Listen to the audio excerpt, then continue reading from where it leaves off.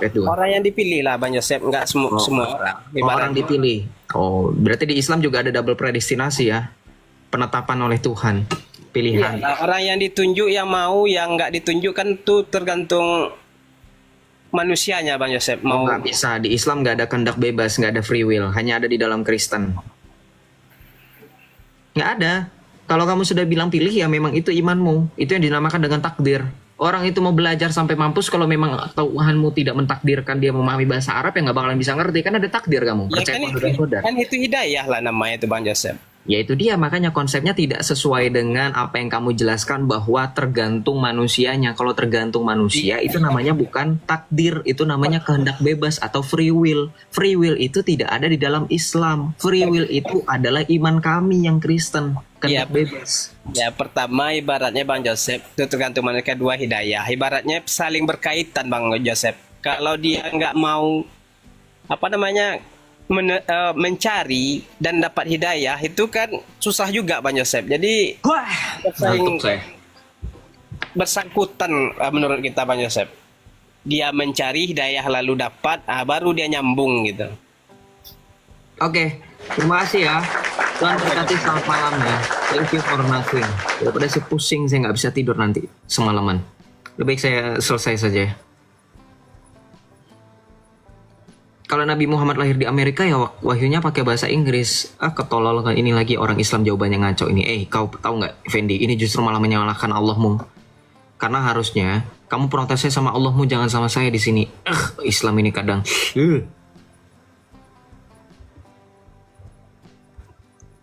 Bahas tentang malaikat Jibril di Gua Hiro itu sebenarnya saya jangan dibahas. Saya tidak mau bahas sesuatu yang menyeramkan, nanti teman-teman mimpi buruk lagi. Jangan ya. Saya sekali-kali ganti background lah, lebih cerah dikit. Gak cerdas pernyataannya, betul. Saya jadi ngantuk, saya apa mau tidur aja ya? Udahlah tidur aja lah ya, ngantuk saya besok lagi ya. Besok hari Minggu, saya mau gereja. Teman-teman apa nggak gereja? Sembahlah Allah Tuhanmu, itu kata Tuhan Yesus atau firman itu sendiri bro, Andy Allen. Gak tahu, tanya Muhammad. Kamu ngetik juga kayak Muhammad, kamu nggak jelas. Sorry, saya baru join, gak apa-apa sih lo. Nggak usah dibebani. Saya juga nggak maksa untuk teman-teman harus join live saya setiap saat. Setiap orang punya kesibukannya masing-masing. Nggak apa-apa, istirahat saja. Coba gue PKPK ya, gue iseng ya. Nggak tahu gue PKPK sama siapa. Iseng aja gue. PKPK sama siapa ya? Sama siapa?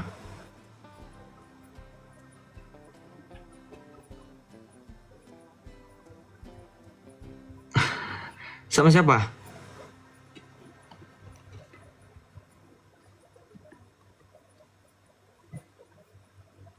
Coba bentar.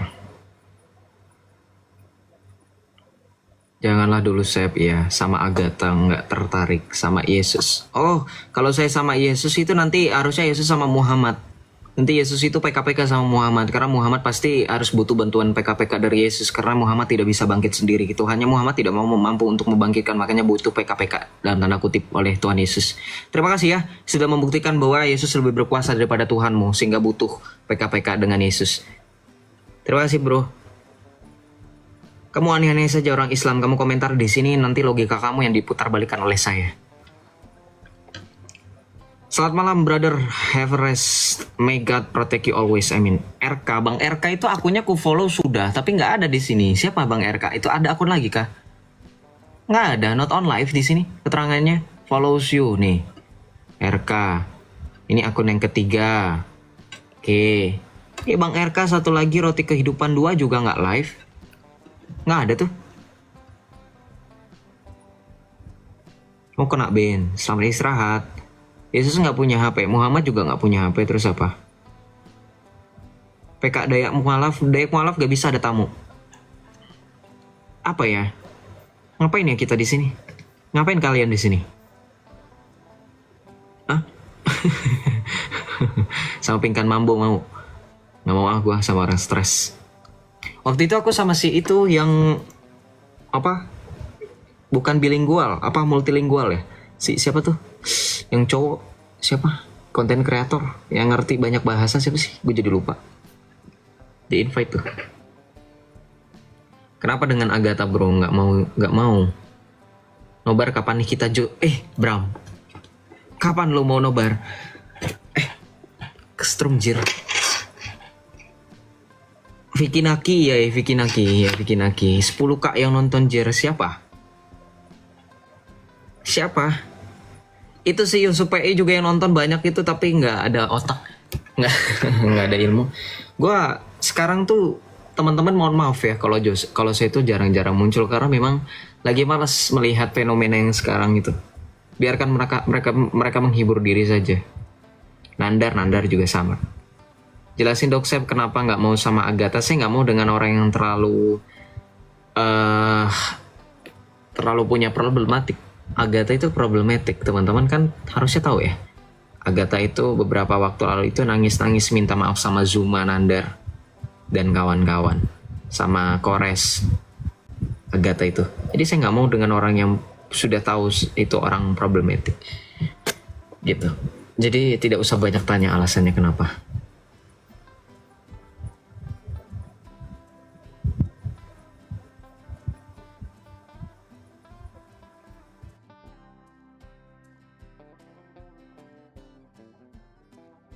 Saya mau ke Malaysia tapi dong hepeng. Sama gak ada waktu. Dan have any money untuk ke Malaysia belum lah, kayaknya juga belum. Aku juga nggak, KTP ku juga lagi hilang temen-temen. Belum aku urus. Gimana mau beli tiket? Gimana mau naik kita mau pergi naik pesawat kalau nggak KTP nggak ada temen-temen. SIM juga aku belum perpanjang. Belum perpanjang, SIM juga belum keurus karena KTP SIM itu hilang. Kok belum perpanjang? Dayak mualaf 10k yang nonton. Iya, itu karena dia itu lagi naik-naik. Kenapa dia nangis? Enggak, itu bukan editan, itu beneran rekaman live-nya bejir. Itu yang nonton waktu itu banyak, bahkan Bang PC The King waktu itu ngereaksi. Bang PC waktu itu juga kesel. Bu Sofi juga kesel kan sama Agatha. Ini drama sudah lama teman-teman, kemana saja? Hello. Itu bukan editan, itu rekaman live si Agatha waktu itu yang memang nangis-nangis. Lu nggak ada yang nonton kah? Waktu itu yang nonton rame kok. Tuh teman-teman apologet itu pada menyesali si Agatha itu. Dayak mualaf, Cece, Dayak mualaf itu, aduh, bentar ya, saya keluar aplikasi, saya mau tampilin rekaman, bentar, saya keluar aplikasi dulu.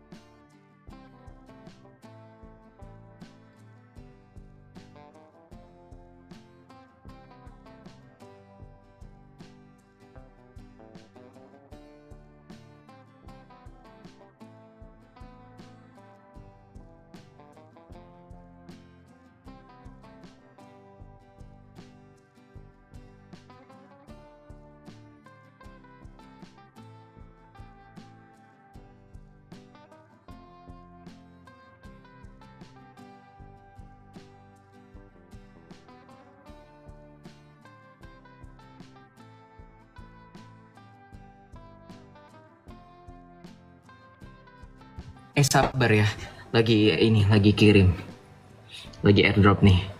Gue record loh, gue sekarang record itu 15 menit, jadi sabar, jadi agak lama memang. Jadi dia baru live, itu kebetulan saya juga lagi, lagi hari apa tuh ya? Malam sih, jam 8 ya, dia kan mulai live jam 8. Nah jam 8 malam itu pas aku mau mulai live sendiri, aku ngecek kan, biasanya aku sebelum mulai live seperti itu aku ngecek siapa aja nih yang live gitu kan. Cuman buat ngeliat-liat aja sih. Terus si Dayak mualaf ini lagi nge-live lewat FYP. Nah aku lah langsung join ya kan. Langsung request aku nih. Lagi mau aku tampilkan. Ini ya rekamannya. Gak bohong-bohong gue. Dia gak mau naikin. Gue nunggu 15 menit. Lu bayangin 15 menit 31 detik tuh gue screen record tuh. Kagak dinaik-naikin. Dia ngoceh sendiri. Bantu tap layar ya teman-teman ya. Bantu tap layar ya. Dia balas komentar orang-orang yang komen, cantik sekali, masya Allah, semoga Allah memberikan jalan, semoga istimewa. Gue komen, naikkan saya gitu, ayo kita diskusi kak, nggak direspon komentar gue. Padahal gue komentar spam komentar.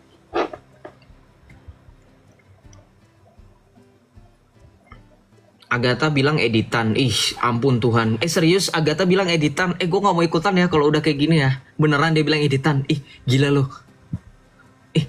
Emang boleh ya di dalam ajaran kekristenan berbohong?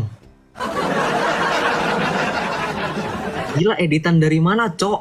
Sumpah. Lu tanya deh Bu Sofi, lu tanya siapa ya?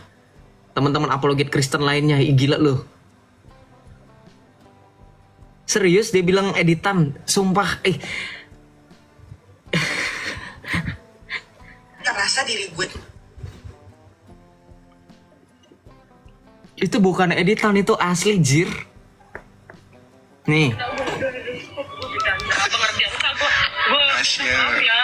Maaf kalau selama ini aku terlalu ngefans sama Bang Juma dan suka ngolok-ngolok dia. Sesungguhnya aku nggak ada niat apapun. Ya, nggak pernah mau menghujat Bang Juma, Uni Rifa. Gue gedik ya bilang edit itu asli. Saya nonton itu, ditonton oleh Bu Sofi, itu rame, itu semua apologet lainnya seperti Bu Sofi, Pak Bom Bom, sampai Pak Justin Peter, sampai Pak siapa lagi, itu pada ngereaksi, sampai Umi Siti Fadila itu ngereaksi itu asli. Gue bingung sama orang-orang yang percaya sama omongan Agatha, berarti memang tukang bohong jir. Itu memang sudah lama. Kenapa dia minta maaf ya itu?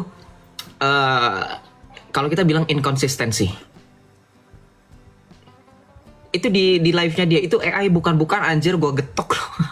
Udahlah stop guys, masa AI kayak gini guys, ini udah lama guys. Di live-nya dia sendiri, memang editannya latar belakangnya diedit betul, ada foto Zuma, tapi itu rekamannya asli. AI. Nah nih ada saksinya nih tuh. Nggak percaya cross check sama Pak Sang Penggugat. Makanya lihat konten live-nya Agatha itu dari apologet senior seperti Pak Bom Bom, Pak Sang Penggugat, siapa lagi, Bu Sofi, itu nggak pernah naik lagi kan. Sudah dari situ sudah tidak ada yang respect lagi dengan dia. Makanya gue heran kok masih malah makin banyak yang malah tertarik sama Agatha. Tapi itu ya bukan karena aku iri, nggak sih, cuman kayak gila, permainan atau apa, takiyahnya malah jadi kayak Islam, suka berbohong. Kenapa Agatha begitu dulu sampai sekarang kok?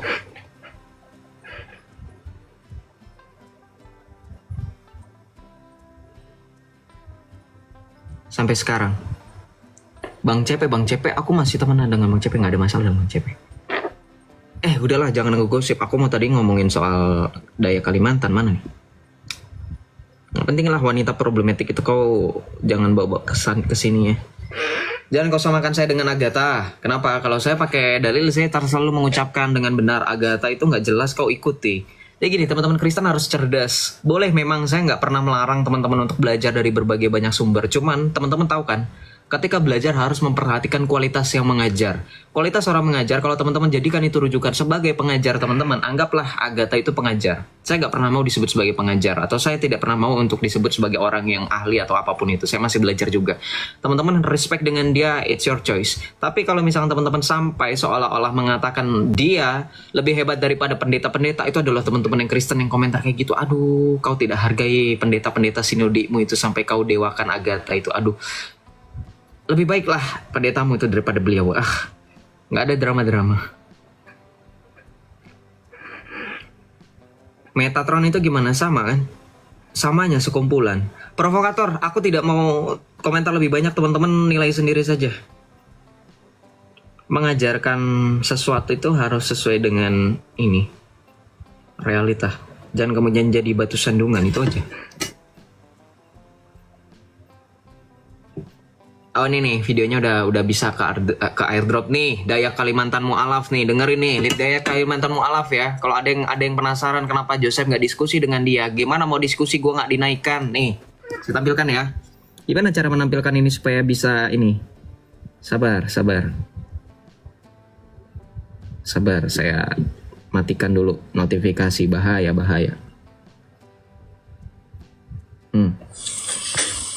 Waalaikumsalam warahmatullahi warahmatullahi wabarakatuh. Sambil tap-tap layarnya teman-teman. Tuh.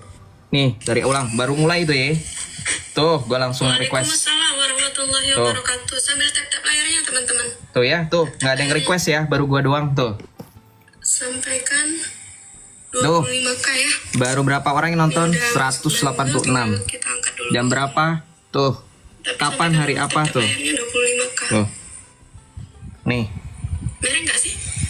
Tuh. Nanti aku lagi ngomong ada yang nyuruh betulin hijab lagi. Tuh.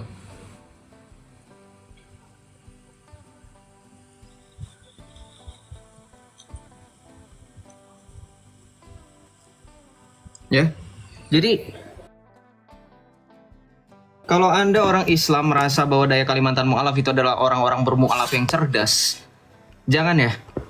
Itu dia diskusi sama saya aja nggak berani. Joseph sampai selesai. Gila 15 menit. Kau suruh aku putar. Lu kan nggak penting, kalau aku nggak penting, nggak usah ketar-ketir, Rudy. Daya Kalimantan mu'alaf itu yang ngaku-ngaku orang Dayak, ngaku-ngaku orang Kalimantan yang mu'alaf. Yang teman-teman sering bilang bahwa dia itu mu'alaf yang cerdas. Nggak cerdas kok. Nggak cerdas, nggak ada cerdas-cerdas dia itu. Ya, kita lanjut ya teman-teman. Ya Shalom, gue kaget tiba-tiba 1.200 orang anjir yang nonton. Halo. Tadi 400 kok, stay di 400. Shalom, Hello Kitty 186. Halo. Halo. Iya, silakan Ya. Kak.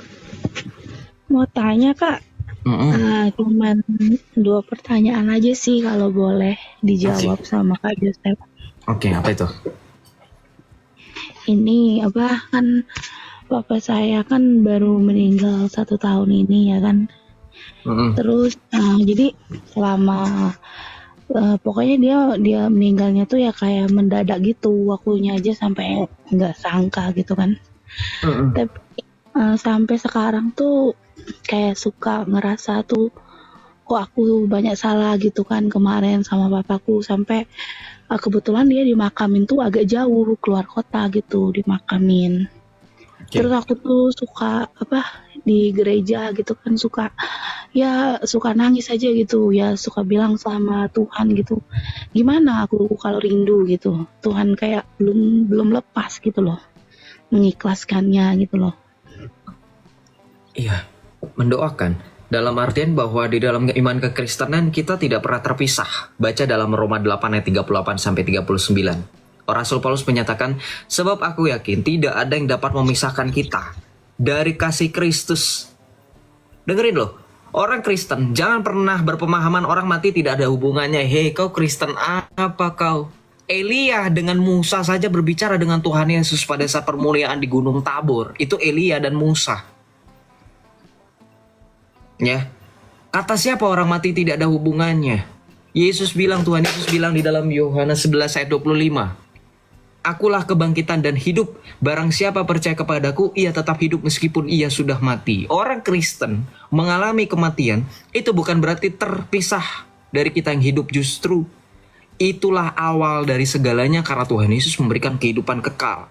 Apakah kamu tidak percaya dengan kehidupan yang diberikan oleh Tuhan Yesus? Sampai kamu berani mengatakan orang mati tidak ada hubungannya. Dan kau mengatakan itu kepada saudaramu seiman yang percaya kepada Tuhan Yesus. Jadi jangan pernah khawatir untuk mendoakan dalam tanda kutip bahwa kita percaya belas kasih kerahiman Allah masih menghubungkan kita dengan mereka yang sudah tidak ada di dalam dunia yang berziarah ini. Makanya gereja mengajarkan sedari mula, tradisi gereja mula-mula, ya, itu kita mendoakan mereka. Tapi dengan catatan begini, Kak. Tadi saya menangkap bahwa kakak sedih. Ya, sedih wajar. Seorang anak yang ditinggal orang tua kandungnya, ditinggal orang-orang tersayang, ya. Nggak usah kakak, saya pun sudah bisa membayangkan saya di posisi kakak. Tapi ingat, jangan pernah berlarut-larut kesedihan itu. Jangan sampai menjadi batu sandungan. Dalam artian begini, karena kita sebagai pengikut Kristus, kita percaya bahwa Tuhan yang kita kenal dan kita imani adalah yang memberikan kepastian hidup kekal bagi siapa yang percaya kepadanya. Tadi kan Yohanes 11 ayat 25 tadi. gitu. Jadi kita percaya bahwa orang tua kakak sekalipun nun jauh di sana makamnya, kita masih bisa mendoakan, kita masih bisa memohon belas kasih Tuhan supaya orang tua kakak selalu berada di dalam tangan pengasihan Tuhan gitu. Jadi jangan pernah kemudian apakah harus bagaimana ya. Cuman tadi ya saya nggak mau menghakimi, saya juga nggak mau terlalu terkesan sok menggurui. Yang penting saya juga tadi ikut berada merasakan di posisi kakak bahwa memang wajar. Tapi ingat catatan saya dan nasihat dari saya jangan terlalu berlarut. Tetap dalam jauh kakak masih bisa mendoakan gitu. Dalam hening, dalam misalkan mau tidur ya selalu ingat papa atau mama atau orang-orang terkasih, teman-teman yang sudah tidak ada di dalam dunia gitu. Yang mungkin makamnya atau kuburannya tidak dekat dengan kita masih bisa gitu mendoakan mereka dalam ibadah ya, dalam misa, dalam ajaran gereja Katolik itu gitu ya. Seperti itu. Kak Hello Kitty.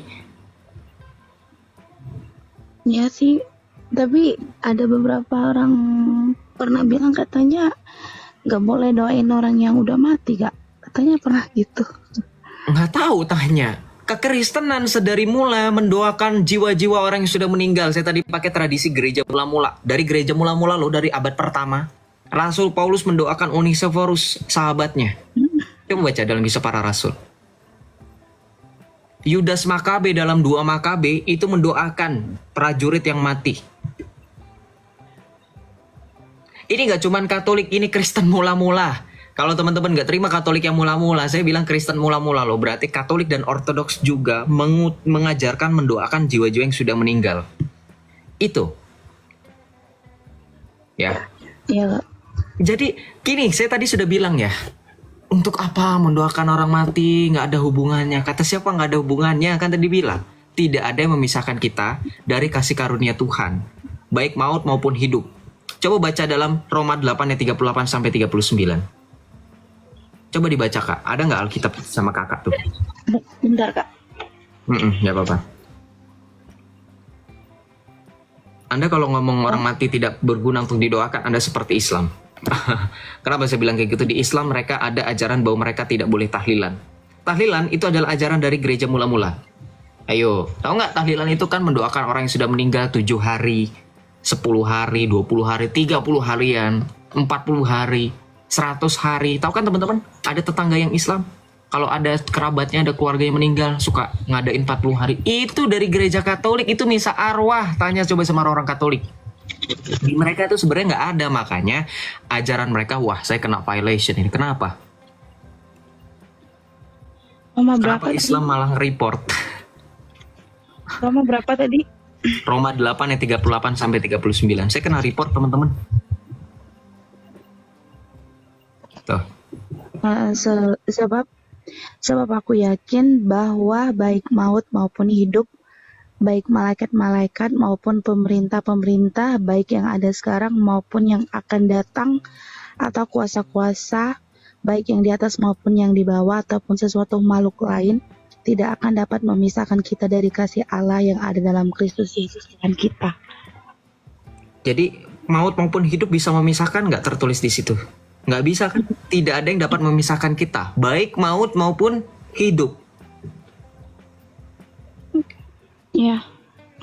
Dan itu nggak cuman gereja Katolik yang mengajarkan, orang-orang Ortodoks dari gereja Ortodoks juga mengajarkan itu. Jadi teman-teman kekristenan sejati justru mengajarkan juga berdoa bagi jiwa-jiwa yang sudah meninggal. Kasihan dong, ya nggak?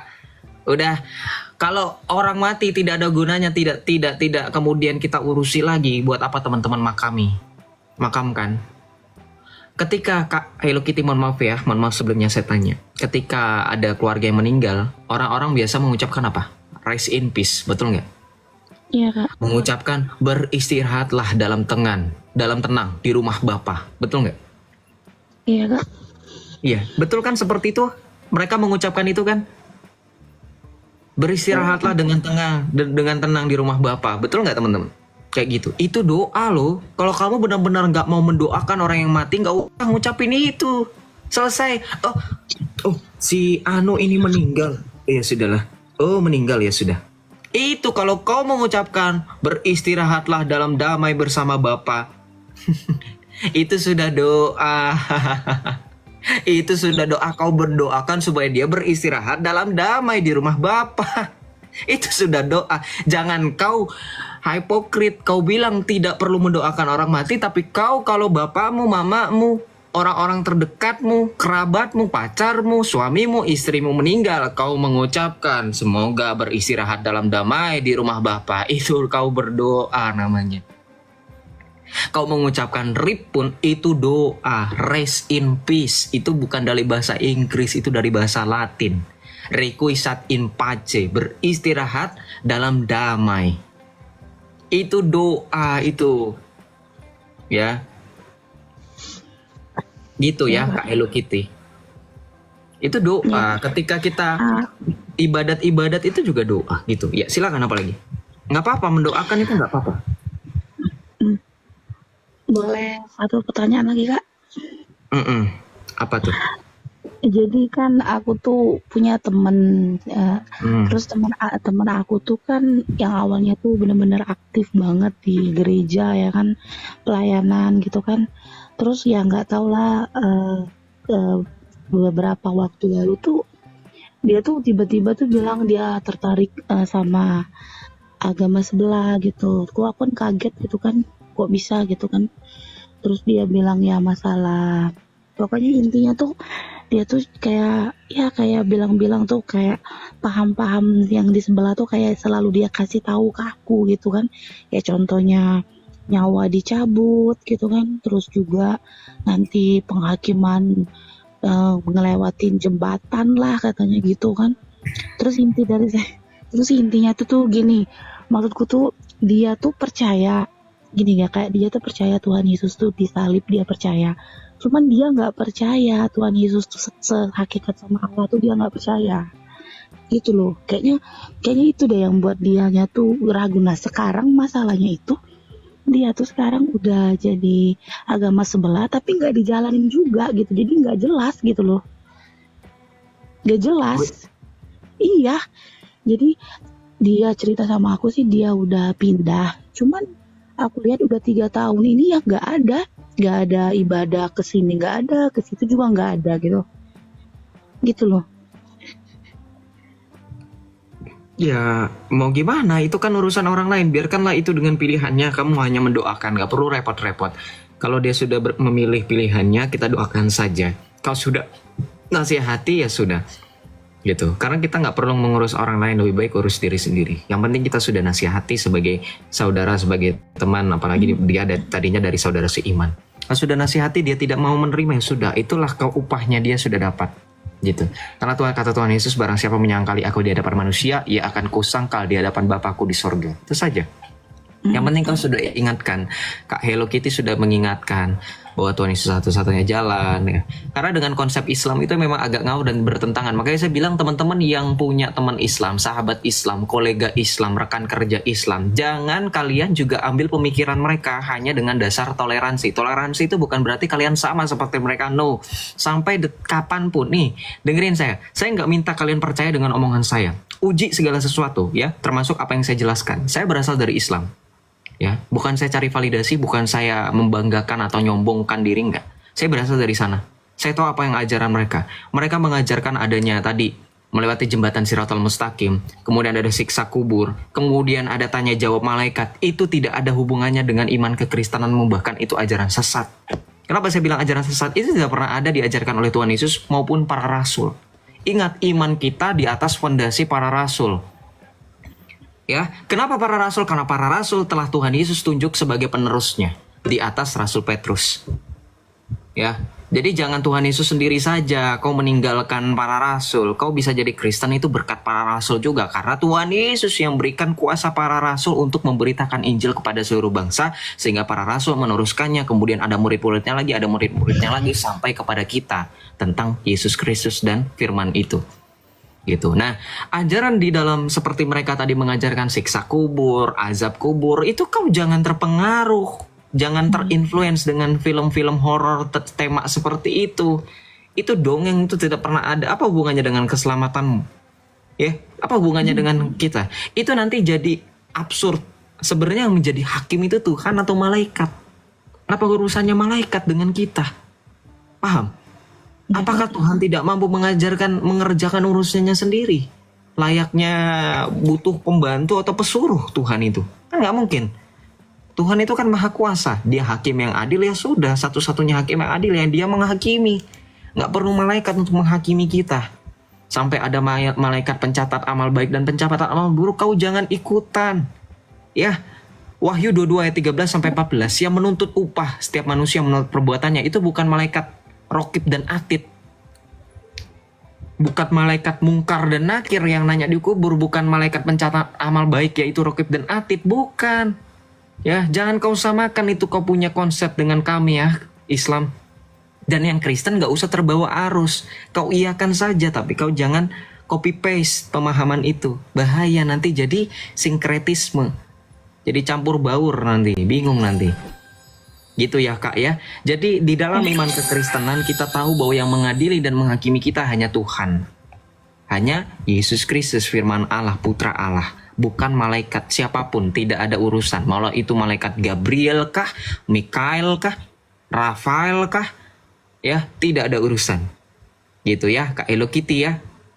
Ya Kak. Tuh.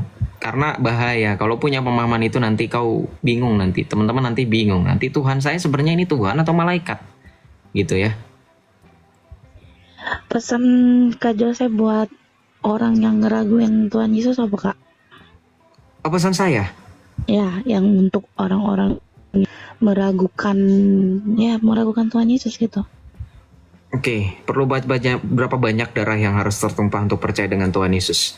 Satu-satunya iman, institusi bahkan ya. Kenapa saya bilang institusi? Karena institusi itu gereja Katolik. Penghasil martir paling banyak itu iman kekristenan. Ya, bantah saya. Penghasil martir, syahid, orang yang mati demi iman itu Kristen, terutama gereja Katolik. Di luar Kristen nggak ada. Siapa? Apakah pernah ada orang Islam yang terbunuh? Nggak apa-apa lah, udah terlanjur kena violation juga. Dengan iman mereka, enggak. Sedari mula ajaran mereka disebarkan dengan apa? Pedang. Justru mereka yang mengalahkan orang-orang demi supaya mereka masuk dalam ajaran mereka. Kristen itu enggak. Kristen itu justru untuk menunjukkan bahwa mereka membela Allah yang benar dan Allah yang bisa menjamin keselamatan mereka. Makanya mereka rela daripada harus denounce, tau nggak denounce dalam bahasa Inggris? Menyangkal iman mereka, lebih baik mereka mati demi iman. Tuh, harus berapa banyak martir yang tertumpah untuk membuktikan Yesus adalah satu-satunya Tuhan dan Juru Selamat. Ya, saya rasa sesuai dengan logika kita tidak ada yang mau mati demi kebohongan dan kesia-siaan. Betul nggak Kak Hello Kitty? Iya benar Kak.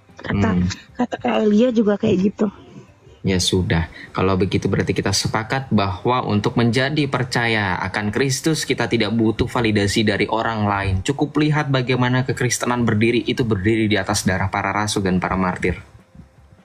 Ya, begitu. Dan itulah yang menumbuhkan semangat kita bahwa mereka saja berani mati demi iman, masa kita tidak berani mati demi iman. Gitu. Jadi kalau ada orang yang suka login, bahkan kita lihat itu sering ya, saya itu membaca orang kristenisasi pakai Indomie. Kau merendahkan orang-orang Kristen ya. Saya bukannya membahas tentang kekayaan atau harta benda ya. Cuman kita lihat ya. Saya percaya kenapa orang Kristen itu kaya-kaya ini ya. Mohon maaf ya teman-teman ya. Terlepas dari konteks apapun. Sorry. Faktanya orang Kristen membangun gereja di Indonesia ya, terlebih khusus, tidak pernah meminta di tengah jalan. Tidak pernah meminta door to door dengan orang yang di luar Kristen. Cukup di internal kita. Ada kolekte kalau dalam gereja Katolik. Itu dibagi-bagiinnya cuman per porsi di antara paroki. Sudah cukup. Masa katanya kristenisasi ngasihnya cuman sedus Indomie, harganya berapa sih? Saya tanya sama teman-teman.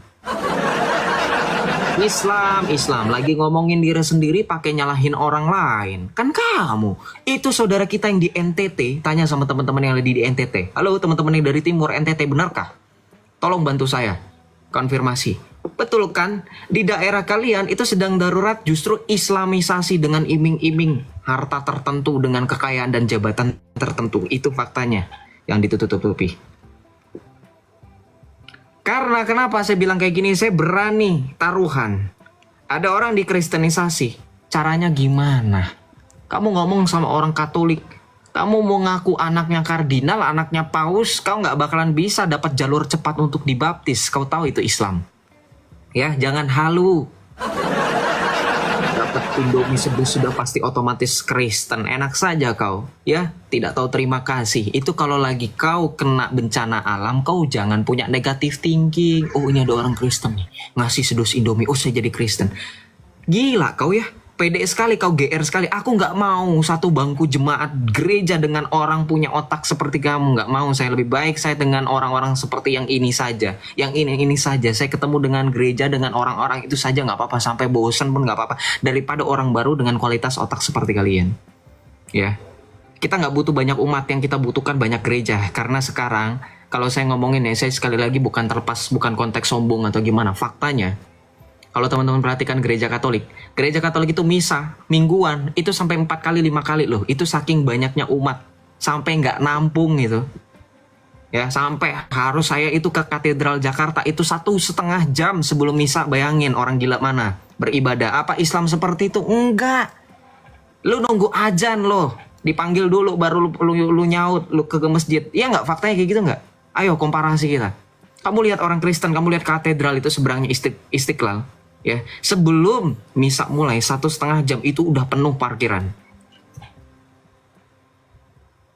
Ya, jangan kau samakan. Ini bukan mau mencari umat. Apa bukannya mencari umat kau? Masjid jarak 2 meter, 200 meter saja kau banyak yang kosong melompong kok. Itu fakta kau. Nggak bisa kau bantah itu. Ya, gitu kayak Hello Kitty jadi seperti itu. Ya. Ya Kak, makasih ya Kak Joseph udah dinaikin. Iya, terima kasih juga sudah mau bertanya. Tetap teguh dan semangat dalam iman ya Kak ya. Tuhan Yesus memberkati selalu. Makasih. Makasih juga. Jadi gitu ya. Jadi buat kita-kita yang di kota, yang gerejanya accessible, yang tinggal naik kendaraan umum, kau jangan ngeluh ya. Di zaman gereja mula-mula, di zaman jemaat mula-mula, itu mereka mau ketemu, mau mendengarkan firman Tuhan, memecah-mecah roti untuk merayakan Ekaristi saja, mereka bela-belain. Dihadang tentara Romawi, dihadang orang-orang Yahudi, orang-orang Farisi yang siap untuk menghilangkan nyawa mereka. Kau tahu kan kisah Santo Stefanus Martir? Nah itu.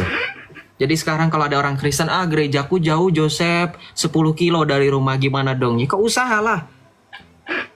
Kau lihat orang-orang di luar sana yang mereka di Timur Tengah itu, yang di Irak, yang di Iran itu, yang mereka dipersekusi sampai dengan detik ini. Nggak usah jauh-jauh di Mesir, saudara kita, teman-teman kita dari Ortodoks Koptik itu, mereka di luarnya saja bungkusnya bagus, di dalamnya itu mereka dipersekusi. Ya, Indonesia mayoritas Islam, wajar dong kalian pernikahan gay. Mau nggak kamu naik? Saya tunjukkan pernikahan gay itu ada di dalam masjid, ada di dalam KUA kamu. Mau nggak? Ada loh terbaru di Cianjur kan kemarin, lebih baru lagi ada. Mau nggak saya tunjukkan? Ya, jangan kau aneh-aneh pernikahan gay. Gereja Katolik tidak ada pemberkatan sakramen perkawinan, itu nggak ada sakramen perkawinan sesama jenis. Jangan kau so tahu dengan ajaran Kristen, kau lewat gereja aja nggak pernah kau aneh. Jangan so tahu ya. Aduh Tuhan, teman-teman yang Islam jangan sok tahu lah. Thank you Kang Cilor, thank you. Salam Akmal. Iya, selamat malam. Ya, selamat malam bro, silakan. Gimana, sehat Bang? Puji Tuhan, alhamdulillah. Iya, masih saya sehat. Saya mau nanya nih Bang. Bunda Maria sama Yesus itu Tuhan mana Bang? Secara manusia, Bunda Maria adalah ibu yang mengandung Yesus Kristus. Secara hakikat Tuhan Yesus firman Allah, sebelum segala sesuatu ada, dia sudah ada hakikat ilahinya. Yohanes 17 ayat 5, makanya jawabannya. Tuhan Yesus berbicara, ya Bapa, permuliakanlah aku dalam hadirat yang kumiliki. Permuliakanlah aku dengan kemuliaan yang kumiliki di dalam hadiratmu sebelum segala sesuatu dijadikan, kata Tuhan Yesus. Berarti hakikat Yesus yang ilahi itu sudah ada sebelum segala sesuatu ada. Jadi kalau ditanya tua mana, ya secara manusiawi kodrat kedagingan Yesus itu ada karena dilahirkan oleh perawan Maria. Tetapi bukan berarti dia baru ada pada saat perawan Maria dilahirkan. Itu jawaban yang sangat dalil dan alkitabiah. Gitu. Gitu. Karena Yohanes 1 ayat 1 kan menulis Yesus itu dengan menggunakan fil bad'i. Fil bad'i itu tuh kalau dalam gramatikal bahasa Arab itu pada mulanya. Pada mulanya itu bukan berbicara baru ada, tetapi sudah ada sebelum segala sesuatu ada. Makanya Yohanes 1 ayat 3 lebih jelas mengatakan segala sesuatu dijadikan melalui Dia. Dia di sini siapa? Yaitu firman Allah yang menjadi manusia, yaitu Yesus Kristus. Segala sesuatu dijadikan melalui Yesus yang adalah firman Allah, dan segala sesuatu yang telah dijadikan itu tidak akan jadi kalau tidak ada Yesus yang adalah firman Allah. Begitu. Makanya kalau sesuatu itu kan dikatakan apa? Yesus adalah sumber segala sesuatu, sumber ciptaan. Iya. Apalagi pertanyaannya? Terus yang kedua, siapakah yang memerintah orang Kristen untuk menyembah Yesus?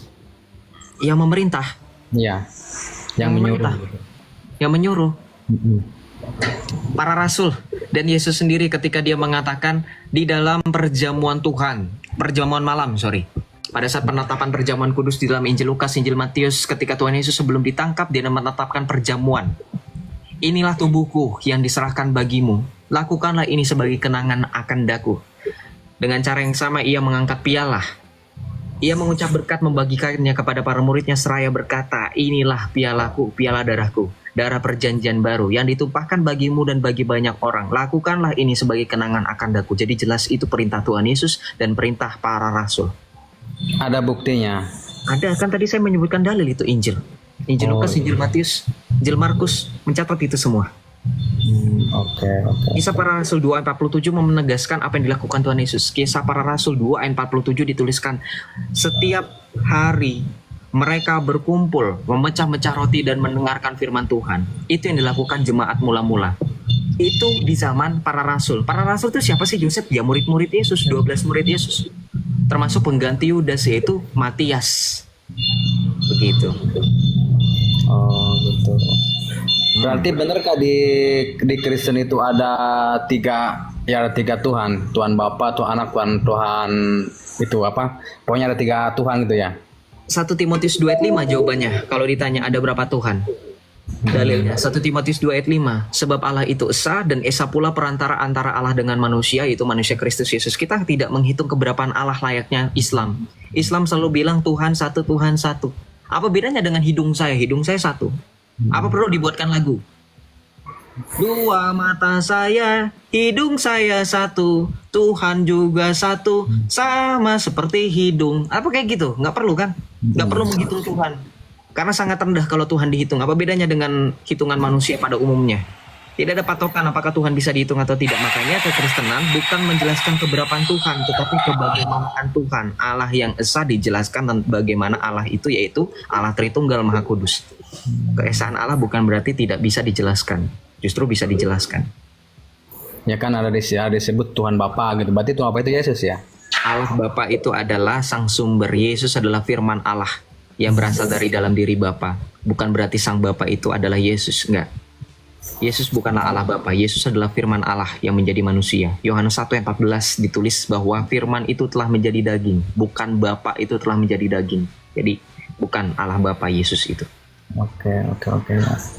Terus sekarang posisi Yesus adanya di surga apa di mana?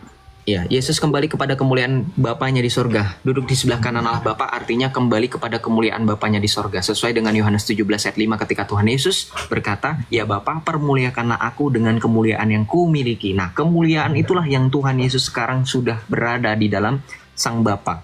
Kembali kepada hadirat Bapa itu. Gitu. Di mana di dalam Ibrani 1 ayat 4 sampai dengan 5 juga dikatakan setelah selesai dia mengadakan penyucian dosa, ia kembali kepada kemuliaan Bapanya. Begitu. Ibrani 1 ayat 4 sampai dengan 5. Ya. Oke, makasih banget penjelasannya. Terima kasih kembali, Tuhan Yesus memberkati. Kalau teman-teman bertanya, kenapa kayak gitu? Ya, masa teman-teman yang Kristen meragukan? Setiap saat kan teman-teman merendaraskan doa aku percaya. Kan gimana doa aku percaya? Yang wafat di kayu salib, ya kan, turun ke tempat penantian, pada hari ketiga bangkit dari antara orang mati, yang naik ke sorga, duduk di sebelah kanan Allah Bapa yang Maha Kuasa. Dari situ ia akan datang mengadili orang yang hidup dan yang mati. Ya berarti dia kembali kepada kemuliaan Bapanya. Maka sesuai dengan firman Tuhan kita Yesus Kristus di dalam Matius 24 ayat 29 sampai 31.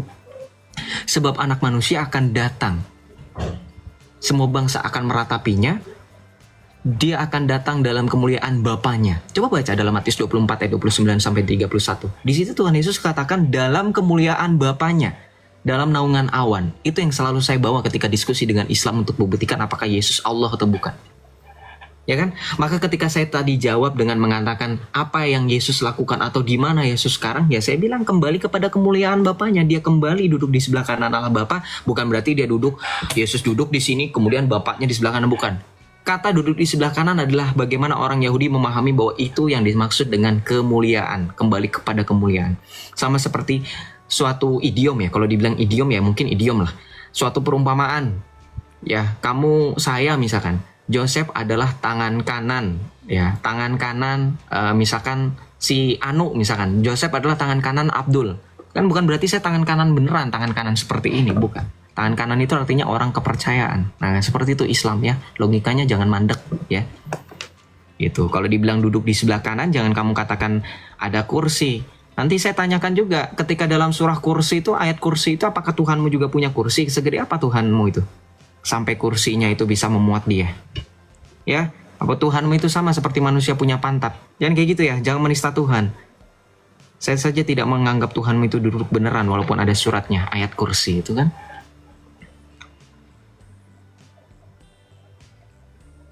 Oh, banyak Islam yang typing tidak berani naik ini ya. Nggak akan nyampe akalmu. Kamu lagi ngomong dengan diri sendiri kah, Hong Disu? Nah, kamu naik coba diskusi sama saya. Terima kasih ya. Joseph kawanku minum. Terima kasih Pak Adi. Terima kasih teman-teman atas remindernya. Ya. Terima kasih yang sudah kasih tahu pengingat saya. Gitu. Terima kasih ya Adi, walaupun kamu komentar-komentar aneh, terima kasih sudah mengingatkan saya untuk minum. Allah tidak sama dengan ciptaan. Oke, naik bantah saya, diskusi dengan saya, buktikan kalau kamu menyembah Tuhan yang benar. Nggak apa-apa, nggak pernah ada berani naik, kenapa sih? Naik ngomong jeplak, kalau saya ngomongnya harus loading dulu yaitu Islam, karena Islam itu loadingnya kelamaan. Silakan Ahmad Pinarno.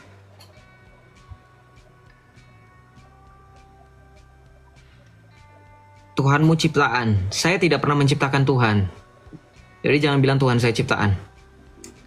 Tuhanmu yang ciptaan. Kenapa? Justru ciptaan itu bisa dijelaskan dengan kriteria tertentu. Siapa yang sering bilang Tuhan tidak beranak, tidak melahirkan, tidak diperanakan, Tuhan hanya satu, Tuhan tidak mati, Tuhan. Kalau logikanya sesuatu yang bisa diciptakan, sesuatu yang kamu ciptakan itu bisa kamu jelaskan. Contoh, kalau kamu ya menciptakan barang, kamu kan kenal dengan barang yang kamu ciptakan, makanya kamu bisa mendeskripsikan. Contoh, kamu punya handphone deh, nggak usah menciptakan, kepemilikan. Kamu bisa kan mendeskripsikan itu karena buatanmu. Gitu, ya. Islam, Tuhanmu itu buatanmu, makanya kamu bisa menjelaskan dengan seperti itu. Lagi pula itu bisa dibantah kok, kalau bilang kamu katanya Tuhan tidak beranak dan diperanakan. Coba aja naik diskusi dengan saya. Shalom bro. Halo, selamat malam. Selamat malam. Kristen atau Islam? Alhamdulillah Islam. Astagfirullah, la haula wa la quwata illa billah Yeshu'an Masih. Silakan, apa yang mau ditanyakan? Gini, mau tanya, kalau agama Kristen kan dijamin 100% atau 1000% masuk surga, apa itu benar? Pertanyaannya boleh diulang? Agama Kristen kan menjamin kepada umatnya dia akan masuk surga. Apakah itu benar? Iya, bukan hanya memberikan jaminan tapi juga kepastian, betul. Berapa persen? Tidak bisa dipresentasikan karena kalau dipresentasikan harus ada rumusnya. Kalau memang agama Kristen menjamin umatnya masuk Kristen, itu dijamin oleh siapa? Coba pikir dulu, kamu punya pertanyaan sebelum kamu ngomong, dipikir dalam otak. Menjamin masuk Kristen itu apa maksudnya? Yang masuk surga, agama Kristen menjamin umatnya masuk surga. Siapa yang menjamin? Tuhan Yesus. Dijaminnya gimana caranya? Dijaminnya, dia ngomong lah. Ke? Markus 13 ayat 13, barang siapa Ke percaya siapa dan dibaptis, ngomongnya? dia diselamatkan. Kenapa? Ngomongnya ke siapa? Kepada orang-orang Yahudi yang tidak percaya maupun yang percaya. Orang Yahudi yang percaya itulah ya orang Nah, para untuk rasul, para murid. ngejaminnya, kalau Kenapa? secara logika, kita menjamin itu harus berkorban. Oh iya, itu Tuhan Yesus Nah, berkorban, untuk betul. berkorbannya ke siapa?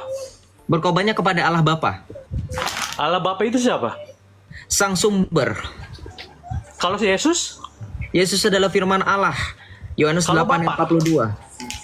Udah dijawab tadi. Kenapa muter-muter? Bro, di sini nggak Ya, ada berarti Ka'bah Yesus ya. bukan Tuhan Dengerin saya. Jangan sok-sokan kamu muter-muter di sini. Kamu diketawain orang, kamu pertanyaannya muter-muter. Saya bukan Ka'bah, saya bukan batu hitam. Hello, muka saya secerah ini kamu samakan dengan batu sehitam dosa kamu itu katanya.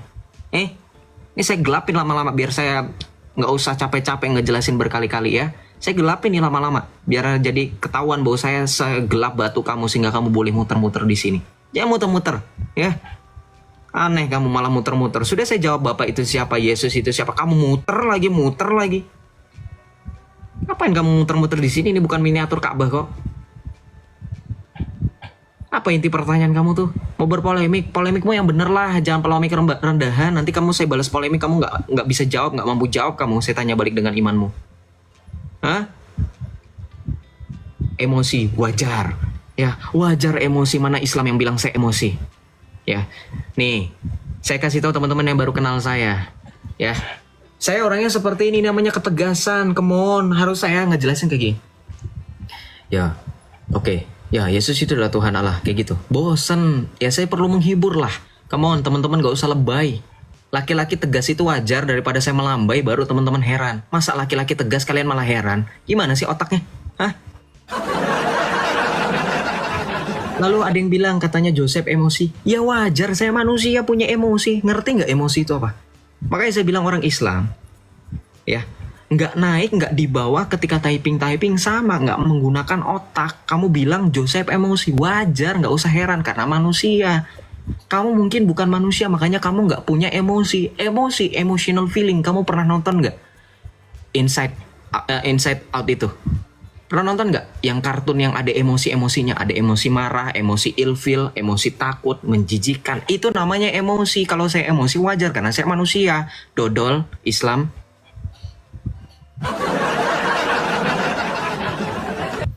Ya. Ya kan kita pakai debat pakai otak. Oke, Marwan. Pakai dalil ya. Otak boleh digunakan tapi pakai dalil. Ingat, Islam itu selain pakai akal, ada dalil nakli namanya. Marwan, istadillah qabla an ta'takid. Mungkin mengerti ya bahasanya apa itu dari Syekh Shalih bin Utsaimin. Shalom, Marwan Felani. Halo, ngajak debat. Halo. Kenapa? Hah? Berubah pikiran, takut jadinya, iya. Kenapa diem? Shalom, selamat malam. Kenapa diem? Kenapa? Takut? Ayo ngomong, tadi di bawah mengajakin, ayo debat sama saya. Ini dinaikin malah diem. Ngomong. Pertanyaan saya. Kenapa? Yesus itu manusia apa Tuhan? Yesus itu manusia apa Tuhan? Tuhan? Kalam nafsi dan kalam nafsi. Jawab salah satunya. Itu nggak bisa jawab salah satunya. Kalam nafsi dan kalam nafsi. Kalam nafsi dan kalam nafsi. Loh, jawab dong. Yesus itu manusia apa Tuhan? Kalam nafsi dan kalam nafsi. Kalam nafsi dan kalam nafsi. Saya nggak mau jawab salah satunya. Kalau kamu beneran punya otak, kamu Islam mengerti apa itu kalam nafsi dan kalam nafsi. Nah, Yesus itu kalam nafsi dan kalam nafsi. Saya sudah jawab. Kalam nafsi dan kalam nafsi. Bantah. Bisa jawab toh? Enggak, bukan kalau nggak bisa jawab saya diem aja, saya mingkem seperti batu yang kamu usap-usap dan kamu cium-cium itu, saya mingkem, nggak bisa berbuat apa-apa. Udah turun aja sosokan debat lah, aki-aki lu, malu lu. Anaknya siapa sih? Siapa sih dia? Dia punya anak nggak? Malu nih punya bapak kayak gitu. Kalau gue punya bapak kayak gitu mending gue suruh tidur. Kau debat, kau ngajakin orang debat, kau definisi debat tahu nggak apa? Debat itu artinya selain kamu mengajukan substansi, selain kamu bernarasi liar, kamu buktikan narasi kamu dengan dalil argumentasi. Saya buktikan Yesus itu sepenuhnya Allah, sepenuhnya manusia dengan kalam nafsi kau tidak terpancing, berarti kau bukan Islam. Islam itu memahami loh kalam nafsi dan kalam nafsi. Ya, saya tidak mau bertele-tele. Good, terima kasih Om Nana tadi. Aku mau pin komentarnya ini supaya ini bisa mewakili isi hati saya. Nih, baca. komentar yang saya pin. Saya tidak mau bertele-tele. Kamu pikir saya punya banyak waktu gitu untuk menghadapin orang yang nggak jelas otaknya, pemikirannya? Enggak. Makanya manfaatkan kesempatan ketika sudah naik, ya sudah. Kamu mau apa? Mau debat? Silahkan. Mau bertanya? Silahkan. Mau berpolemik juga silahkan. Asal catat. Mau berdebat, berpolemik, bertanya, semuanya harus pakai dalil. Itu yang simple. Ya, sebab kamu ngomong sama orang banyak, nggak cuman ngomong tatap muka dengan saya. Kalau kamu cuman ngomong berdua sama saya, it's fine lah, saya masih tahan. Kamu ngomong sama banyak orang, ini nanti jadi pertanggungjawaban saya. Nanti orang-orang ini, teman-teman yang di sini dapat apa mereka? Sayang sekali. Buang-buang kuota, buang-buang baterai handphone, buang-buang waktu mereka di malam hari mendengarkan hal tidak penting untuk apa? Kamu kan Islam. Di dalam Islam kan diajarkan segala sesuatu yang diperbuat oleh manusia akan diminta pertanggungjawaban. Kamu nggak takut ya?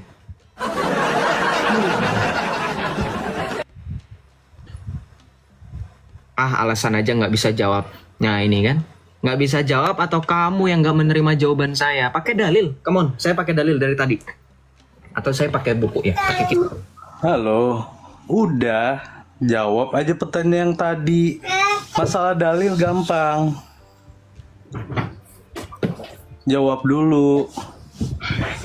Kalau memang Lu punya anak, lu suruh tidur dulu. Kasihan anak lu ngedengerin bapaknya ribut berisik. Lu punya anak, lu suruh tidur dari jam berapa nih? Jam 12, jam setengah 1. Lu tidurin dulu ada anak lu. TikTok gua kena ban nantinya. Bukan saya benci anak-anak, TikTok saya kena ban. Lagi pula kamu bukan seorang ayah yang baik. Masa anak sudah tengah malam di sini bukan disuruh tidur, malah dengerin kamu ngoceh. Kenapa? Panas ya, panas ya. Yang saya omongin itu bener loh. Parenting kamu nggak bagus. Ya kasihan kamu punya anak, belum siap kamu punya anak harusnya. Dalil mah gampang. Istadillah qabla an ta'takid. Tadi saya sudah ngomong, Syekh Shalih bin Utsaimin pernah berkata, jikalau kamu meyakini sesuatu tanpa dalil, kamu sesat. Itu Syekh Shalih yang lo ngomong, ulama kamu. Botol kamu Islam, kamu gampangkan dalil entaran. Nggak usah kamu beriman, kamu jadi orang ateis saja kamu. Orang ateis itu nggak punya dalil, mereka hanya berpikir saja. Ya. Kau nanya juga apa, kau bertanya, kau cuman ngomong gitu doang kok sok-sokan ngerti. Ya, sanalah kamu turunlah, tidurin dulu anakmu. Parenting kamu nggak bagus, jadi ketahuan banyak orang kan malu. Aib keluarga kamu bawa ke sini ketahuan jadinya.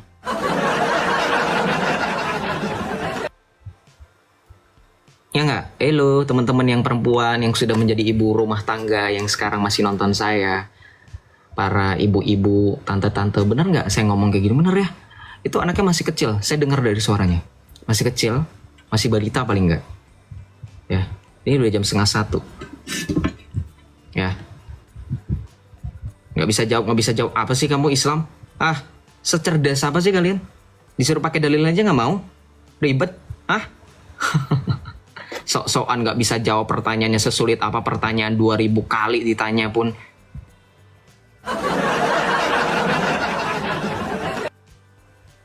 Pertanyaan 2000 kali ditanya, sok-sokan nggak bisa jawab.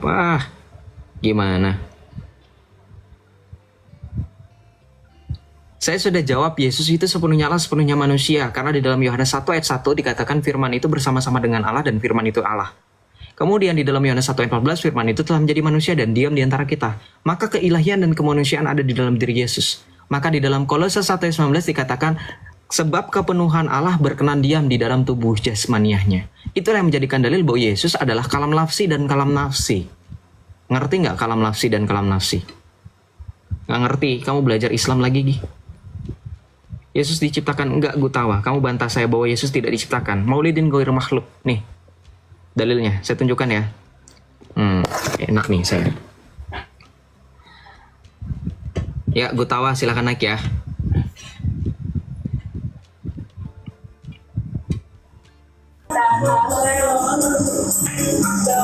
Shalom Gutawa, kamu lagi di masjid ya? Berisik sekali masjidmu itu, udah jam setengah 1 ini. Ngapain, ada acara apa masjidmu? Ulang tahun nabimu sudah lewat, ngapain?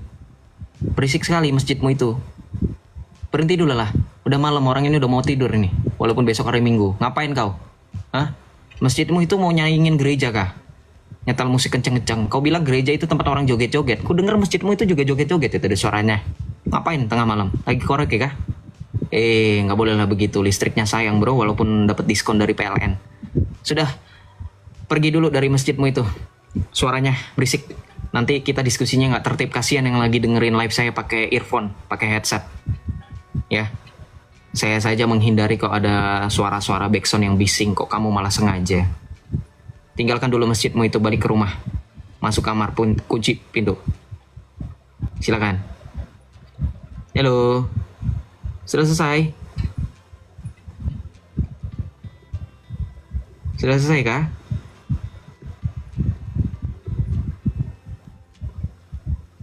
Halo? Bu Tawa? Silakan dibuka mic-nya.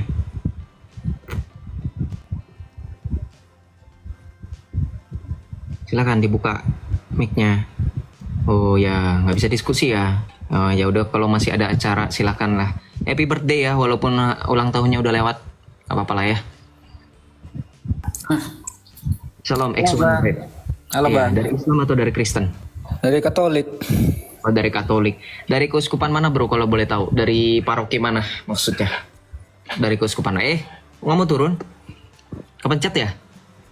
Oh ya udah, nggak apa-apa. Kita lanjut ya. Bro, kenapa bro? Kita lanjut ya. Shalom, Rifanda. Halo, Assalamualaikum. Waalaikumsalam.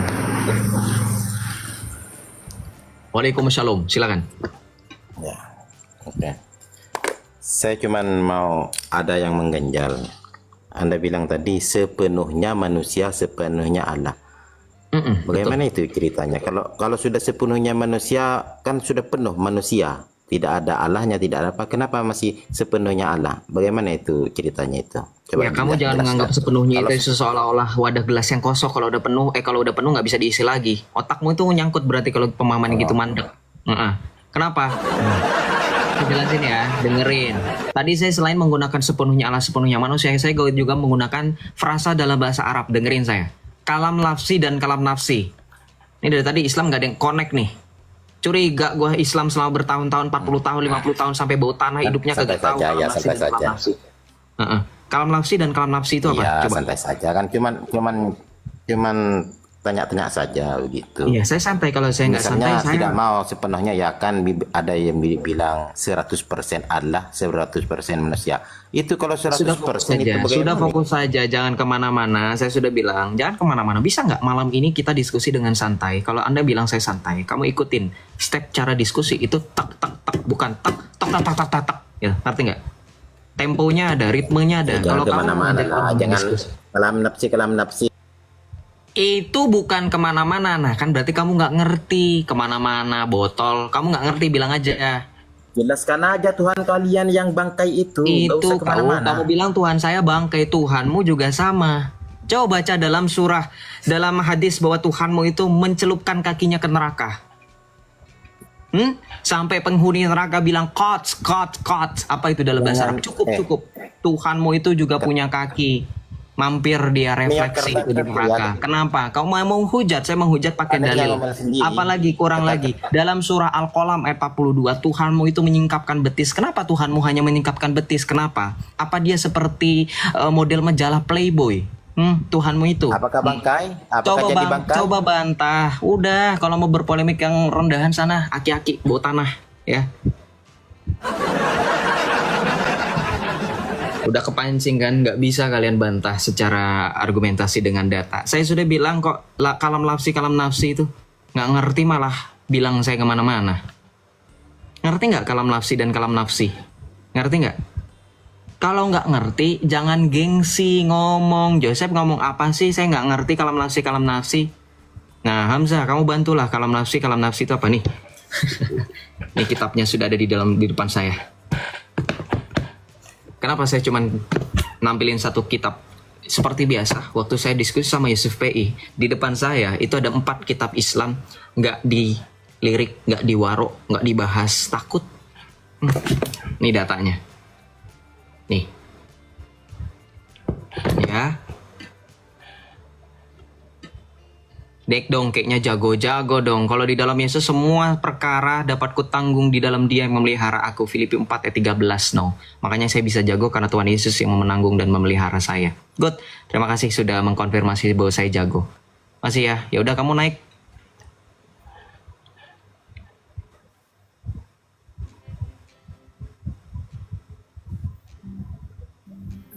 Halo.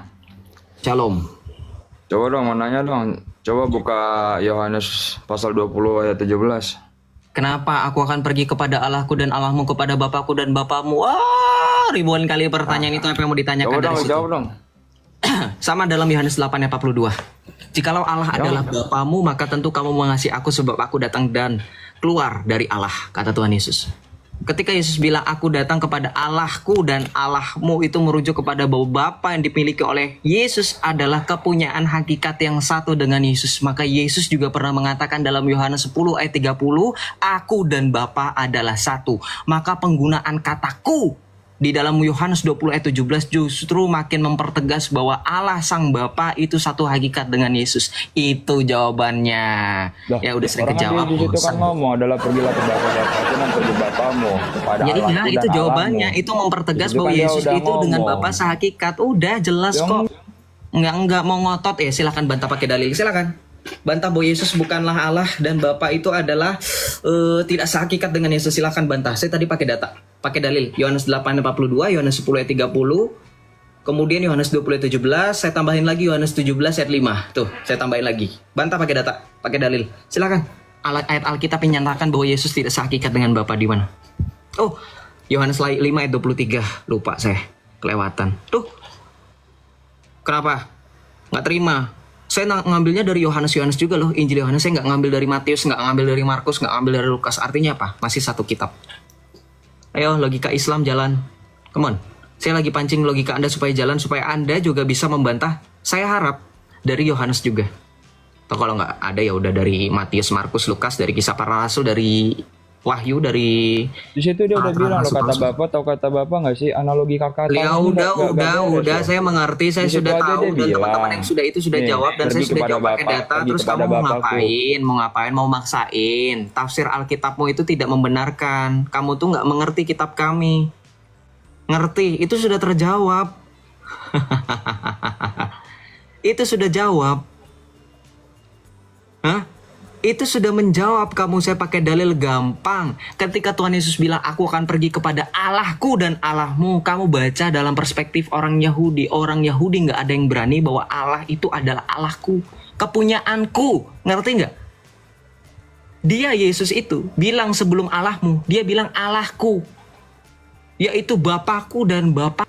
Artinya jelas Yesus itu sehakikat. Enggak mau dengerin. Lu kalau misalkan mau debat, lu gantian ngomong pakai dalil. Jangan menyalah-nyalahkan orang tapi nggak pakai dalil. Ngerti nggak Islam? Bisa nggak diskusi dengan orang akademis? Hah? Bisa nggak? Bisa nggak? Jadi gini, diskusi gini. Joseph salah. Nih dalilnya Alkitab saya bukakan. Dalam Matius 7 ayat 23. Saya kasih tahu Joseph, Yesus ngomong, bukan setiap orang yang berseru aku Tuhan, Tuhan akan masuk ke dalam kerajaan surga. Kalian apa pakai dalil? Ini justru membantah Joseph. Yesus itu sehakikat dengan Bapa. Wong Yesus nggak mau disebut sebagai Tuhan, misalnya gitu ya. Mereka lompat. Ini enggak. Saya sudah jawab, nggak terima jawabannya, cuman salah. Itu kan apa? Apa? Ngapain? Hah? Ngapain?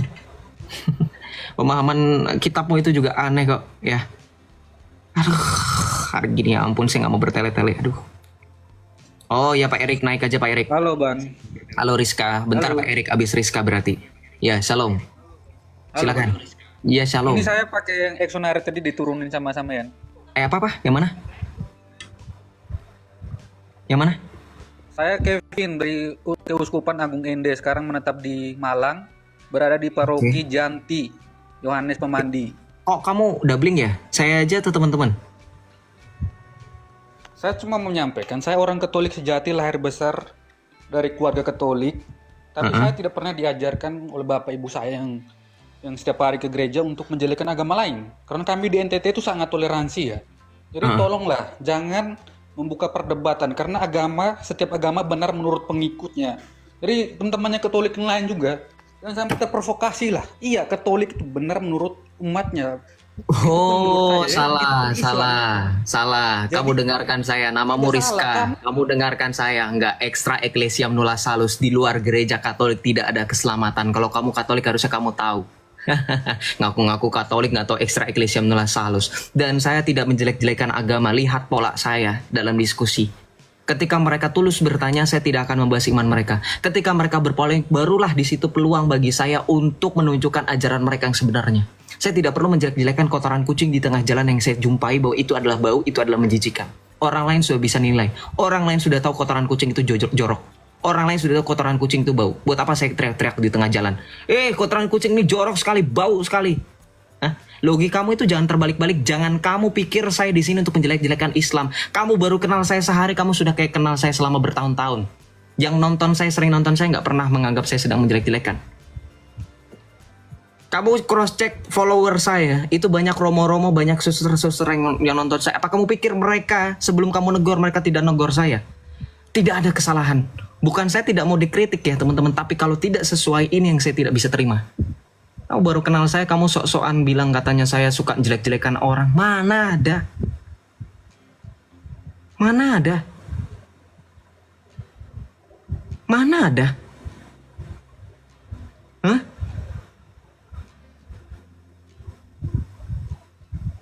Mana ada? Yesus bilang ketika berhadapan dengan orang-orang Farisi, ahli Taurat, imam-imam kepala bilang, kamu sesat. Kamu mau protes gak ke zaman Yesus? Yesus, kau ini jangan sok benar. Kau ini kok suka sekali sesat-sesat. Kau berani? Kau ngomong sama Petrus. Kau ngomong sama Paulus. Dalam Galatia 1:8, terkutuklah bagi mereka yang memberitakan Injil lain. Kau mau protes sama Paulus? Kau ini jangan mengutuk-ngutuk orang. Jangan sok benar. Kau berani? Kau balik ke zamannya Paus Pius. Kau berani? Kau berani balik ke zamannya Santo Alfonsus Ligori. Karena kau orang Katolik, saya bawa orang kudus. Kau berani balik ke zaman Santo Alfonsus Ligori. Kamu baca tulisan Santo Alfonsus di Ligori tentang Muhammad. Kamu baca itu begitu mencengangkan apa yang dikatakan Santo Alfonsus Ligori, teman-teman. Saya kasih tahu tuh. Orang kudus gereja itu. Pembela iman. Wah, dia bilang apa? Memang ajaran Muhammad bukanlah ajaran manusiawi karena dia mengajarkan apa yang binatang pikirkan. Lo berani nggak protes Santo Alfonsus di Ligori? Berani nggak? Hah? Jadi jangan cherry picking, ya. Jangan jadi pahlawan kesorean, kemalaman. Saya tidak sedang menjelek-jelekan. Apakah ada dari tadi saya bahas out of context, out of topic, out of discussion, di luar dari diskusi kita? Tiba-tiba nggak ada angin, nggak ada hujan, Joseph bahas, Allah ini di dalam Islam, bla bla bla. Muhammad ini dalam Islam, bla bla bla. Nggak ada. Tanya sama yang sering nonton saya sering bilang, teman-teman yang baru kenal saya, baru nonton saya detik ini juga, jangan harap saya seperti teman-teman apologet lainnya memberitakan ini. Lucu banget nih bos. Kenapa? Bos, saya ini orang Katolik yang nasionalis. Saya tidak mempermasalahkan itu. Kalau kamu mau ngejemuk, jangan kau menjelek-jelekan agama orang lain. Udahlah, turun aja kau, nggak penting. Kau kasihan itu, kau dilihat tuh bawah-bawahnya tuh. Nyamar aja kau, berisik. Turun aja, udah sama Pak Erik aja. Lo Pak Erik, selamat malam, shalom. Selamat malam. Ya, silakan Pak Erik. Yosef. Yesus pernah nggak minta disembah? Yohanes 5:23. Barang siapa menghormati aku, ia sudah menghormati Bapa. Menghormati itu sembah ya? Iya. Bahasa dari mana itu? Dari bahasa aslinya. Bego. No kan?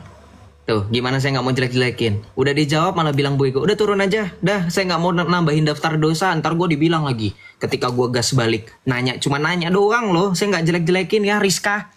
Tuh, saya nggak balas. Lu yang bego, nggak kan? Jadi jangan hatimu itu jangan lembek. Jangan, aduh bro, laki-laki lo kamu. Betul boleh peka terhadap rangsangan. Perasaan itu bagus, tapi jangan terlalu baper. Tuh lihat tadi, dengar nggak tadi barusan? Itu intimidasi terhadap iman kita. Saya mempersilahkan dia bertanya loh. Saya memberikan ucapan salam. Dia bertanya, ada nggak Yesus minta di sana? Saya bilang ada. Yohanes 5 ayat 23, saya kasih dalilnya. Yesus bilang, barang siapa menghormati aku, ya sudah menghormati Bapa. Karena penghormatan di sini maknanya adalah penyembahan. Kalau kamu lihat bahasa asli itu aja penyembahan. Makanya orang-orang Yahudi yang mendengar Yesus ngomong kayak gini, orang Yahudi sudah siap melempari dia dengan batu. Ngerti nggak? Ngerti nggak?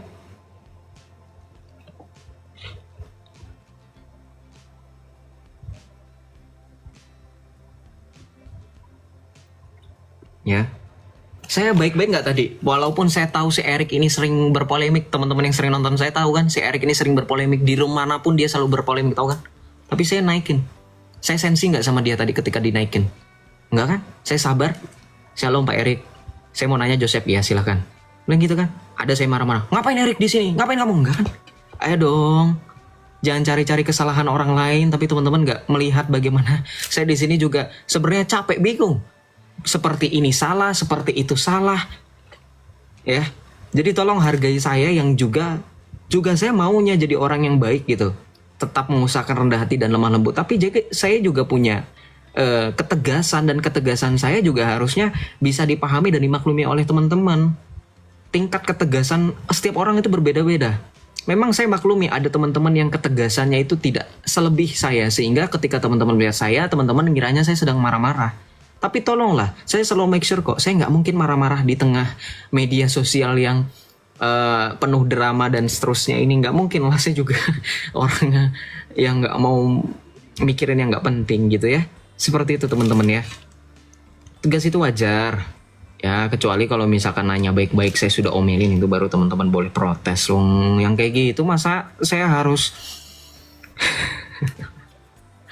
Lihat tuh, masa ada orang marah-marah pasti ketawa cengengesan. Fungsinya apa? Udah deh, besok-besok saya nggak open cam deh, biar teman-teman bisa punya banyak asumsi saya ini lagi marah atau enggak. Kan kalau open cam ini sengaja supaya teman-teman lihat mimik muka saya, ekspresi saya. Masa marah kayak gini sih? Aduh. Ya, shalom Ohakato, selamat malam.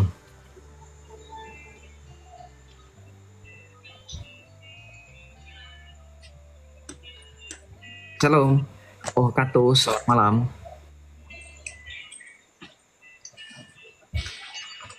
Shalom Ohakato.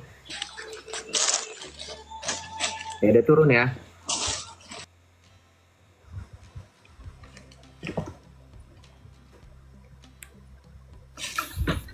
Akhirnya naikin lagi siapa ini orang. Oi bro, saya ini dari ND. Beneran Katolik. Saya ini beneran Katolik loh. Untuk teman-teman yang komen ini, saya ini beneran dari Katolik. Tunggu bro, ya sudah, saya itu urusan yang komen, nggak usah kamu menyalahkan saya, kan bukan urusan saya. Biarkan saya berbicara dulu ya bro. Tahu. Iya, biarkan saya berbicara dulu, bisa nggak? Atau Anda mau berbicara? Host di sini, terusnya saya ngatur kamu. Saya ngatur kamu, bukan kamu yang ngatur saya. Tidak demokratis dong, nggak bisa memberikan kesempatan untuk saya berbicara. Ini bukan negara, ini bukan negara, ini bukan negara. Dengarkan saya, nggak usah sok-sok pakai diksi yang bikin kamu pinter, malah kelihatan kamu tuh nggak pinter, sebaliknya. Ini live TikTok untuk menghibur, sekaligus untuk edukasi. Karena khusus untuk live saya juga edukasi. Ini bukan negara. Sejak kapan TikTok ini negara? Demokrasi itu bukan negara saja. Demokrasi itu hak untuk memberikan pendapat. Hak memberikan pendapat yang juga diberikan kepada orang yang punya room. Dimatikan di mic-nya. Apakah Anda takut? Kasih turun. Ende mana kan? Ayo bro, bisa nggak saya berbicara bentar? Saya serius nih. Beneran nih Iya, Katolik. Katolik beneran. Nama saya Emmanuel, Tuan beserta kita. Oh, nama baptisnya siapa? Bisa nggak saya baptisnya siapa? Nama baptisnya siapa? Emmanuel. Nama baptisnya Emmanuel. Nama krismanya saya lahir siapa? 25 Desember. Nama krismanya saya nggak peduli mau lahir tanggal berapa. Nama krismanya siapa? Emmanuel. Nama krismamu siapa? Sebelumnya saya pengen berbicara dulu, bisa nggak ini? Nama krismanya siapa? Emmanuel, saya sudah menjawab Pak. Saya nama krismamu siapa? Nama krismamu siapa? Emmanuel sudah dijawab Pak. Ya. Bulan ini adalah bulan apa? Pertanyaannya bulan ini adalah bulan apa? Kalau kamu Katolik, bulan ini bulan apa? Ini bulan Maria. Ini bulan Maria. Ini bulan Maria. Saya di Malang, bahkan saya Bohong, tetot, bulan Maria. Udahlah salah itu. Bulan Maria itu Mei. Kau tahu gitu. Bulan Maria itu bulan Mei, sudah lewat. Sekarang itu bulan Rosario, bukan bulan Maria. Betul tak, teman-teman? Bulan Maria itu bulan Mei. Ya. Kau beneran nyamar justru. Ya. Nama Krisma saja ditanya, Emmanuel. Nama baptis, Emmanuel. Apa kau?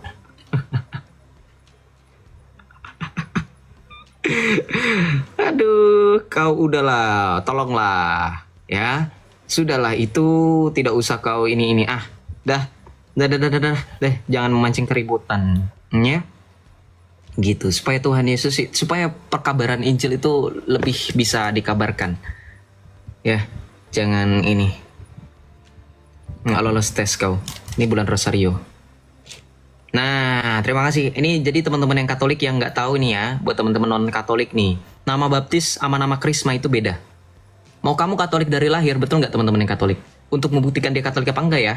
Untuk sekedar pembuktian. Nama baptis dan nama krisma itu berbeda. Saya punya teman nama baptis itu berbeda dengan nama krisma, dan semua teman-teman saya yang Katolik seperti itu.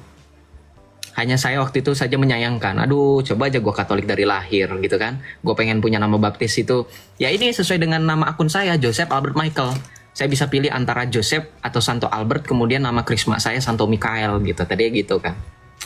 Cuman karena saya Islam dari lahir, jadi ketika baptis, ya saya sudah mendapatkan nama itu sudah sepaket. Karena saya itu sepaket.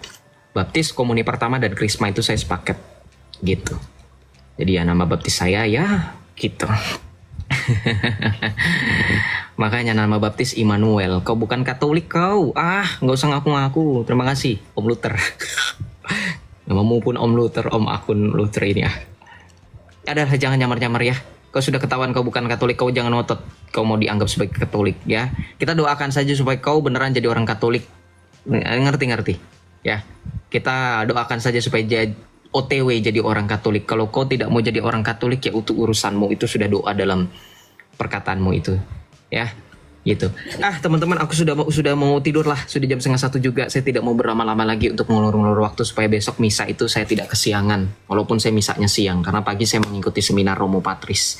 Ya teman-teman, kalau mau ada yang ikut seminar Romo Patris nanti DM ya. Saya kasih kontak Om Katsu nanti. Itu ya.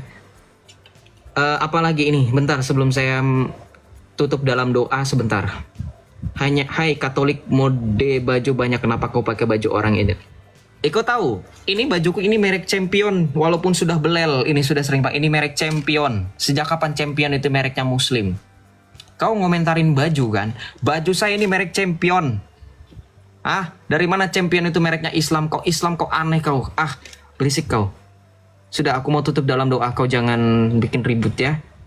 Oke, kita tutup dalam doa. Terima kasih teman-teman yang sudah nonton, walaupun kita malam ini kurang mendapatkan ilmu karena lawan berbicara saya dari teman-teman seberang itu tidak sama sekali bisa diskusi secara tertib dan kondusif ya, dengan data dan dengan dalil yang pas gitu ya. Mohon maaf ya teman-teman ya, sebenarnya ini bukan kesalahan saya. Ini pure kesalahan dari orang-orang yang sudah saya katakan berulang-ulang. Jadi gini, untuk next teman-teman, mau dari Kristen mau dari Islam, bertanya silahkan sebanyak-banyaknya, 10 pertanyaan selama saya mampu untuk menjawab. Kita sama-sama saling belajar. Kalau teman-teman ada yang punya jawaban lebih mantap dari saya, silahkan bantu jawab. Mau itu dari kolom komentar atau mau izin naik sebentar untuk memberikan jawaban, feel free. Gitu. Jadi kita sama-sama belajar. Tapi yang saya sayangkan itu sudah diberi kesempatan. Saya sudah berbusa ngomong berkali-kali. Nih, udah dikasih tahu, nanya 10 pertanyaan nggak apa-apa. Artinya apa? Lu mau nanya banyak-banyak nggak apa-apa, manfaatkan itu daripada kau berpolemik. Kau tahu ujung-ujungnya pasti saya kick. Kenapa? Karena kamu cuman modal nekat berpolemiknya, nggak bawa data, nggak bawa dalil. Buat apa? Wasting time, bertele-tele. Saya nggak mau. Ya, ujung-ujungnya apa? At the end saya nggak dapet apa-apa. Teman-teman yang nonton kasihan, cuma dapat peningnya aja, bagian peningnya aja, pusingnya aja, stresnya aja, kasihan mereka. Saya pun sama, dapat double saya. Ya, gitu teman-teman. Oke, terima kasih ya sekali lagi buat teman-teman yang sudah tap layar, yang sudah share, yang sudah memberikan berkat melalui gift. Terima kasih semuanya ya. Tuhan Yesus memberkati teman-teman semuanya yang sudah berpartisipasi dalam kolom komentar. Terima kasih juga. Ya, mari kita tutup dalam doa, dalam nama Bapa dan Putra dan Roh Kudus. Amin. Allah Bapa yang Maha Baik, kami bersyukur atas penyertaan-Mu kepada setiap dari kami. Terima kasih ya Bapa, Engkau perkenankan kami untuk berkumpul, walaupun melalui media sosial dan tidak dapat bertatap muka secara langsung, tetapi perkumpulan kami kali ini kami membahas tentang kebenaran dan keselamatan yang bersumber daripadamu melalui perantaraan Putramu yang terkasih Tuhan kami Yesus Kristus. Ya Bapa, kami percaya dengan urapan Roh-Mu yang kudus, kami dapat memberitakan firman kebenaran dan keselamatan yang telah Putramu berikan kepada kami melalui para rasul, para murid yang Ia kasihi. Ya Bapa, sebentar setiap dari kami ingin beristirahat dan sebentar setiap dari kami ingin melakukan aktivitas kegiatan, terutama kami ingin menghadiri Ekaristi.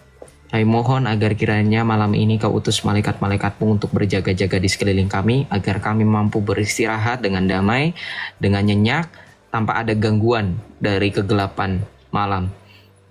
Ya Bapa, doa ini kami tutup dengan perantaran Putra-Mu yang terkasih Tuhan kami Yesus Kristus, yang bersatu dalam Dikau dengan persekutuan Roh Kudus, Allah yang berkuasa kini dan sepanjang segala masa. Amin. Dalam nama Bapa dan Putra dan Roh Kudus. Amin. Ya baik teman-teman, itulah tadi diskusi yang luar biasa sekali dari Joseph. Di sini Joseph memberikan banyak sekali keterangan ataupun penjelasan ya dari setiap statement ataupun pernyataan yang dia sampaikan, dan di situ kita bisa lihat bahwa setiap statementnya itu bisa dipertanggungjawabkan, ada dasar yang dia pakai dari statement dia dan kerangka berpikirnya, karena memang dia tidak hanya bicara dari pikirannya sendiri, tapi dari apa yang ada tertulis di dalam Alkitab. Dan sumber itu yang menjadi sumber yang valid untuk bisa dijadikan landasan berpikir untuk menanggapi setiap pertanyaan dari para polemikus. Meskipun para polemikus ini ya seringkali menanyakan pertanyaan yang itu saja, seringkali mereka mengulang-ulang pertanyaan yang mereka tanyakan,